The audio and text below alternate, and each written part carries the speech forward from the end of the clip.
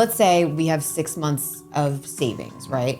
What should we do with that money? Should it just sit in a bank account, maybe a high yield bank account? You already see. I'm just making sure I'm doing the right thing. You're doing. If that's what you're doing the right thing. This is for everyone listening, but also very much for me. No, high yield savings account is one of the best places that you can stick that.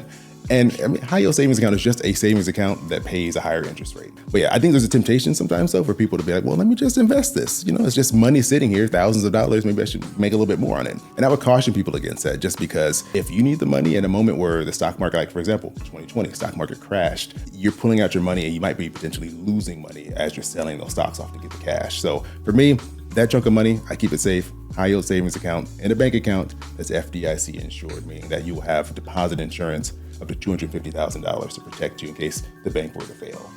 So those are make sure it's one of those banks. There's a lot of savings accounts out there that you can find that aren't FDIC insured, and there is a risk that if the bank fails in those situations, I mean, you'll probably get your money back, but there's a chance you might not. So always double check that where you're putting large sums of money into a bank. And is it fair to assume that like the big banks all are FDIC?